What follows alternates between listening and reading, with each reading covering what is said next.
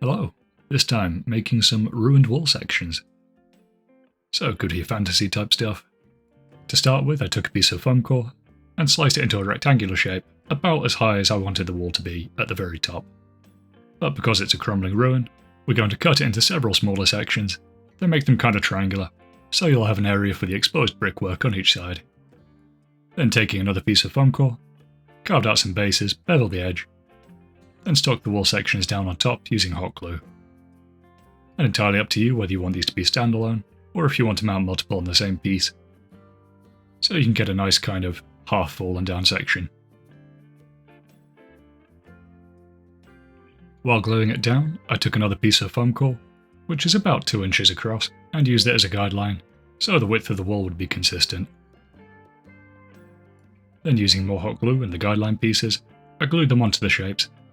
I started off with the foam core sections, so they'd be more reinforced, before moving on to cardboard to fill the gaps in between. And you could in theory use cardboard all the way through, but it gets a bit soggy when you get to the sculpting mod stage, and you have to be a bit more careful with painting it. I also found the foam core sections were a bit bulky, so I took a knife and trimmed them down. A lot of this part is just getting some forms down, so you can go over them later with styrofoam and sculptor mold and all sorts of other stuff. Speaking of which, I grabbed a handful of offcuts, which I normally bag up after doing a project, and started gluing those over the cardboard and foam core sections. And the main thing you want to do here is make an irregular surface with lots of weird shapes sticking out of it. It can be tidied up later, or not, depending on how it looks at the time. Moving on to the brickwork itself, took some styrofoam, then cut it down into strips before taking a tinfoil ball and applying a stone texture over one side. The texturing step is easier to do when they're on the strip, then trimming them down into the individual bricks and stones, then applying the rest of the texture onto whichever part you need. When hitting the corners, you can kind of smooth them down. I applied these up the sides of the foam core using a matte Mod Podge. You can also save some time when doing brickwork by making your first layer 2 to 3 times bigger than the other bricks and justifying it as a foundation layer. Moving to different parts of the build so I had time for the matte Mod Podge to dry, I started putting down a layer of paving on the top where some of the sections of the walkway were still intact. Then with the larger and wider bricks done, I moved on to the smaller ones that would be on top of the foundation layer. So again, texturing one side while they're still all on the strips, then trimming them down to the individual brick size.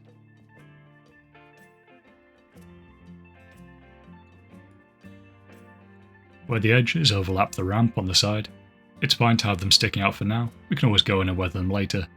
That's an advantage of using styrofoam as a tool.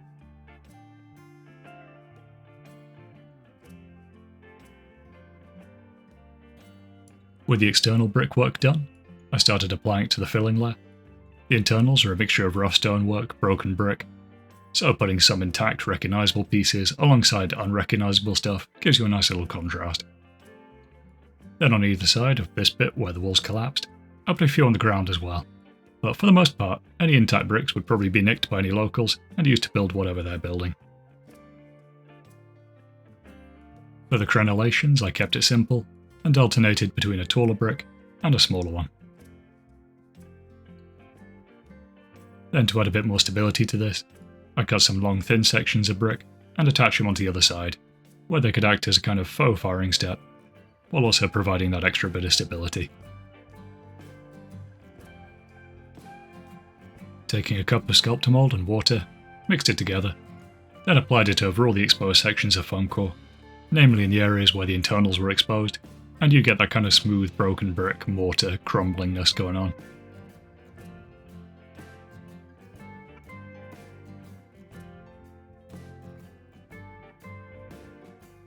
Sculptor mold is also ideal for blending stuff into the basing and making it seem like the stonework's not just sitting on top of the ground. With the first layer mostly dry, I mixed up a second batch of sculptor mold, but this time with a much higher ratio of water, so I could apply it on the front of the stonework and use it to fill the gaps. I found the easiest way to do this is just go in with a finger and start smoothing it into the crevices and the cracks between the stones. And as long as you have well defined enough bricks, it should be fine and just naturally want to go into the gaps. With the second layer then fully dry, I mixed up a batch of basing paste, using cork flock, black gesso, PVA glue and some fine sand. This was then applied around the base, as well as on the internals of the walls, so you get a nice crumbly effect. Taking a few aquarium stones, I also placed those around the base as well.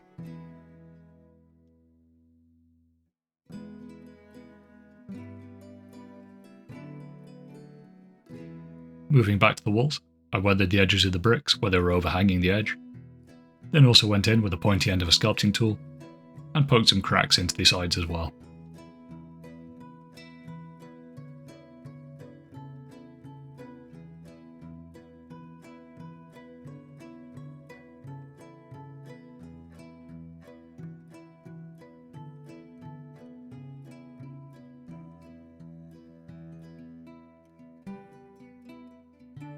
When I was happy I'd done enough damage to the piece, I went in with black gesso and primed the entire thing.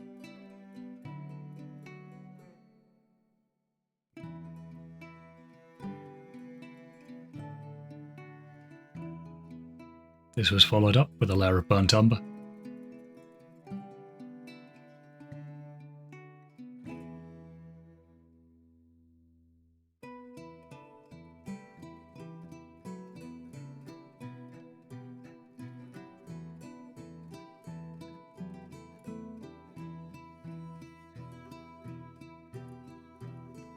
Taking a tan colour, I then applied a dry brush over the entire thing, but with more of a focus on the brickwork.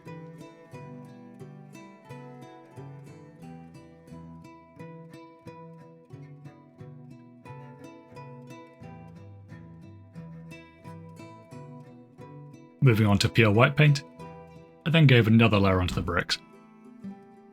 This brings it back towards a grey colour, but if you want a more kind of browny colour, then you could do a second dry brush of the tan colour instead. For the foliage I wanted to try a few different things, so to start with took this green flock, mixed it with some matte Mod Podge, then applied that onto the cracks and crevices, so I could use this as a kind of layer of ivy or moss.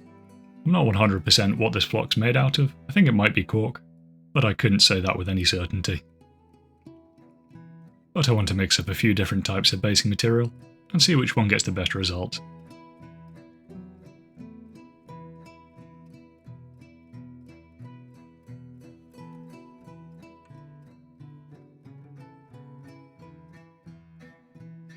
Next up is the kind of foam flock. So again, mixing that with matte Mod Podge, making another foliage slime, and this is normally what I want to use if I need moss or kind of low level foliage. But mixing it up, and you can see where the other one's dried, it's gone fairly transparent, and it does look quite mossy. Then as the final foliage I wanted growing on the brickwork itself. There is proper clump foliage, so tearing this apart with my fingers, applying a dab of Mod Podge, then pushing the clump foliage into it.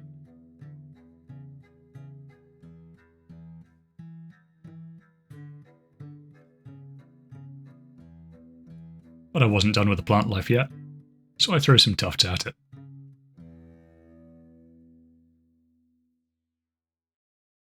And when that didn't work, I took some tweezers and applied them individually instead.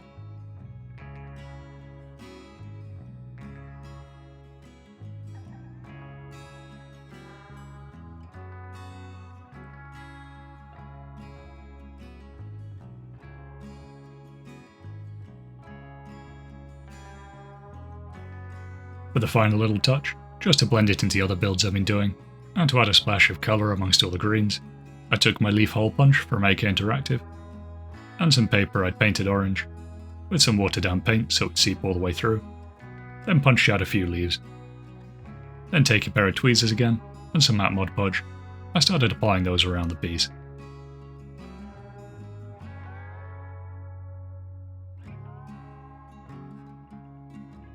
With the leaves in place and fully dry, it was done.